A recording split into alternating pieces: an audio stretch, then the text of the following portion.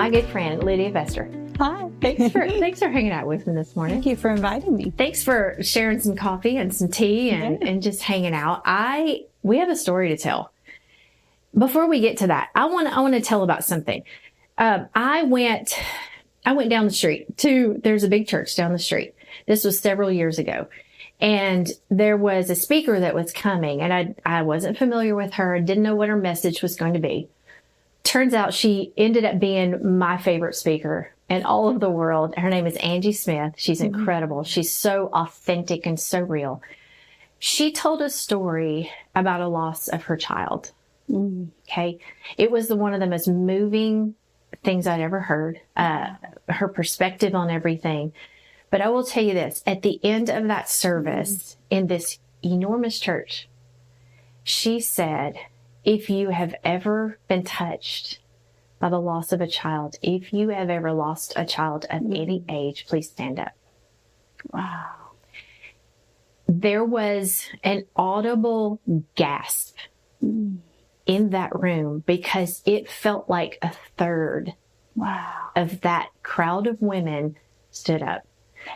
The emotion that was felt throughout that room in that moment, I can't even put it into words. Wow. But when you and I talked about your story, and we've had so many great conversations, that's the first place I went. Wow. Because I thought there's so many people who can take so much from your story. And I want to share your story right now. Yeah. This is my friend, Lydia Vester. She's a mom of 8. Amazing family. She's a partner to her husband in business, in ministry, in so many ways. And I want you to just share your story. And I know that you have so many stories, so many facets to so many stories over the years of having such a beautiful, large, amazing family. But there's one that I want to talk about today. Yeah. And I would love for you to just take a few minutes and just take your time and share that story with us. Thank you. Well, I appreciate it so much. So, with our story, it kind of it derails. So, to give you a little backstory, my husband and I met at church. He was the best thing I had ever seen on this earth. And I was so inspired by his faith. He was not raised in a very Christian home, and I was raised in ministry. And so he inspired me to go after God harder than I ever had. And prior to meeting him, I had made the conscious decision as a grown-up to give my heart to the Lord. And when I say give it to him, I don't mean like, yeah, I'm going to be a Christian. I mean, I asked the Lord to give me everything he could ever give me. I said, I want everything you ever have for me. Please don't hold back. And in that conversation with the Lord, I saw a vision. I was holding a glass cup full of muddy water, and it had about this much space at the top. And the Lord said, I can only fill the space you've left for me. The rest is all from the world. And in this vision, I was 21 years old, and I dumped that cup and I said, God, I want everything. And I remember handing him back the dirty cup thinking, what kind of person am I to give God a dirty cup? And I've kind of thought through that over the years that I'm filthy. I'm never going to be what I want to be for God without Christ. I'm never going to be what I want to be for my children, for my husband. Without Christ, I'm always going to be a filthy cup. But what he's going to do and what he's going to fill and what he's going to give me. And when you ask the Lord, and I didn't realize when I asked him what that meant, I don't think I would have changed it. I have been asked that. That's a big question. Would you change the story if you could? And to be honest, and we'll get into that a little later, to be honest, I think that there are times that I have wanted very desperately to change the story. But hindsight's 2020, and looking back and seeing God's hand and God's faithfulness. And that's a very hard conversation to have when you're talking to a mom who's lost a child, whether it's a stillbirth, whether it's a miscarriage, whatever that looks like. That loss has a ripple effect, and it keeps going in your life. There's never a moment that ripple isn't there, and there's never a time when you hang up a family portrait and you don't look at that picture going, somebody's missing. So I don't want to undervalue the loss, Minimize. minimize that loss. But I do want to show that when you're a believer, when you have faith, even the size of a mustard seed, like the Bible says, you start seeing things with a new godly perspective, and you start looking at things going, I can trust God.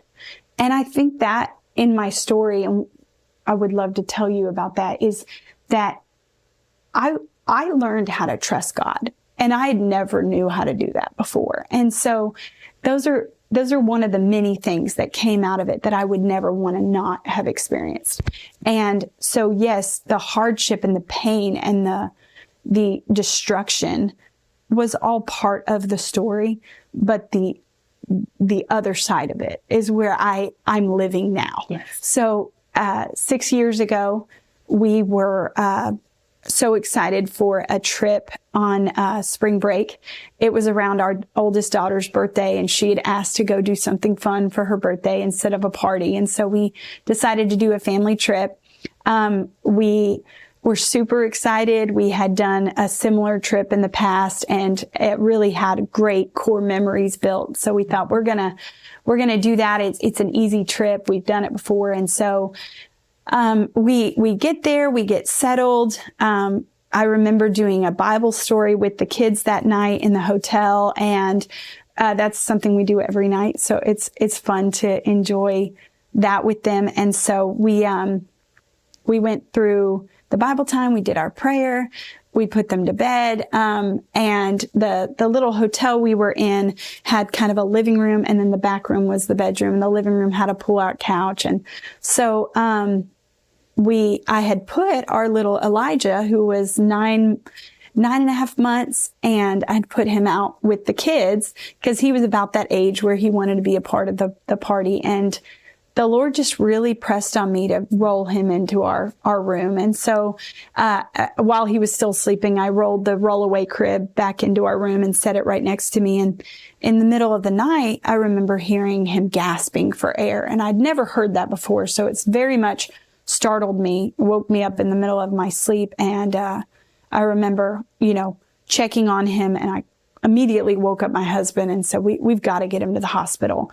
And so he stayed back with the kids, and I got him into the car seat, got him into the car, headed to a hospital that was close by, that was only a few minutes away. And when I pulled in, I realized it was not a hospital. It was actually for adolescents who had tried to commit suicide. Oh, and wow. So it was registered as a hospital because that's how they, I guess, get funding or whatever. But obviously I was not where I needed to be. Mm-hmm. And so thank the Lord there was another hospital close enough by where I could get there as quickly as possible. I get to the hospital.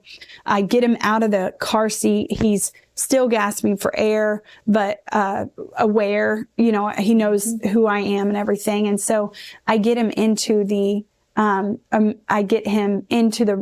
room at this hospital, and the doctor walks in and is very startled of how hard his breathing is. And so they put him on a mask, and immediately he improved. His airways were good. His SpO2 was perfect. That's the blood, the oxygen in the blood. And so everything looked really good. His heart rate was perfect. But unfortunately, because they weren't a children's hospital, they decided they wanted to move him to down into the main part of the city. There was a hospital that had a children's wing. And so in their decision to do that, they decided to intubate him. When they made that decision, I had no idea. I just was there. I was watching the whole thing. Mm-hmm. They started, I only know the word poking, but they were trying to get a needle in. I thought maybe to give him fluids or something. Mm-hmm. And now, so at this time, had your fear level, I think you're going to that, like, it's survival mode. Sure. Like, I'm on the phone with my husband. You don't even fathom the idea of any outcome besides, this is a hospital. My kid's going to be good. You know, like you get him in the hospital, you know you're at the right place, that this is just kind of a nightmare that's going to end soon. And so you're thinking they're going to take care of him. I'm in the right place. Good. Yes. And so they started kind of putting needles into him, and he just sat there. He didn't moan or anything. And I think it's, you know, maybe he was in the mask, I couldn't hear, but I just remember thinking, wow, he's like being so still. And I know this is painful, and I hurt for him. I remember thinking, oh, sweet baby. And I remember laying my face by his face and just kissing on him and trying as much cuddling him. I whispered into his ear, it's going to be okay. Mommy's right here, you know, because at 9.5 months, they know who mommy is. I mean, they're crawling to mommy. They know, you know, I was still nursing him, so he knew I was his safe place. And so just whispering, it's going to be okay, baby. Mommy's right here. I love you. And they let me be right by his face. And so when they weren't able to get an IV in after an incredible amount of attempts, they decided to go through the bone, and they had to drill into his kneecap. That was very, very, very scary. What? I had never experienced something like this. It's where they go through the bone. I've forgotten the term, but they can put medicine right into the bone and drill through. And they tried and couldn't get it in that one. So then they had to do the other one. And by this time, I'm like, what is going on? Why is this happening? Why aren't you, why is this acceptable? Yeah. Like so much. But in the same sense, I'm trusting these doctors and these nurses that are in here that have the training that I don't know. And, so after they finally got it in, they pulled out this huge syringe. It was, I remember thinking that is too large for a little baby. And I thought, why? I'm thinking like the bag where they're giving him like fluids or something.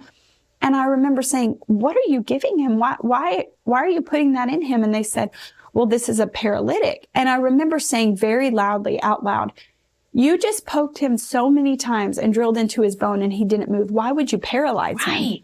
And they said, well, this is so we can intubate him. And I'm like, but he's breathing on the mask perfectly. Like he's doing great. Why would you? So I'm starting to ask these big questions, and nobody's giving me the time of day except one man who is a breathing technician. And he is just the kindest. He's the one answering these questions. He's the one taking time to like touch my shoulder, comfort me. And, so I'm just watching it happen. Well, they give him this dose of what I'm now told is a paralytic. I had just been told that. And but maybe a minute or two later, he crashes. His heart rate stops. His SpO2 drops down to nothing. And I remember crying out, what have you done? Why is my baby now going from breathing beautifully? I remember them walking in the room saying, his heart rate looks great. His SpO2 looks great. He's breathing great. And that was the technician mentioned that my apologies, the breathing, there's a technical term, but he kept saying like, everything looks great. Your baby looks great. He was very encouraging to me.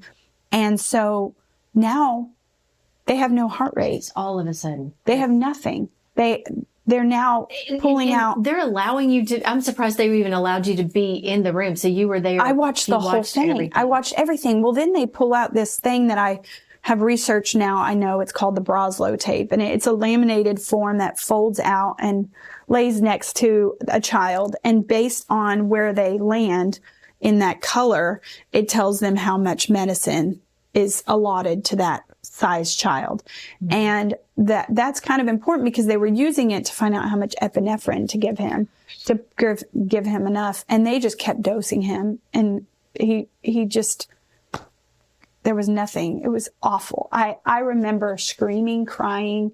I'm on the phone with my husband. He's back at the hotel with all the children. I'm having to tell him, like, please pray. Our baby has stopped. His heart rate has stopped. Like, I'm still thinking like, this is a nightmare. Like, I'm at the hospital. They're going to get him back. Like, this is just, and it can't end here. It can't end here. And they kept trying. And then went to leave the room with everything still in it. They had started intubating him, so that was in his throat. They had, things all in him, and this. So no explanation of nobody was there. But I remember, and I apologize for skipping that part. I remember one part where I'm telling my husband, please pray. And then I remember saying to the entire room, does anybody have faith? Can anybody please join me in prayer for my baby? Please join me. By yourself. And the only person was that one guy. And I'm so grateful for him because he was like an angel. And he put his hand on my shoulder and he said, I have faith and I'm believing with you and I'm praying with you. And so it all happens. They go to walk out of the room. I beg the nurse to please let me hold my baby.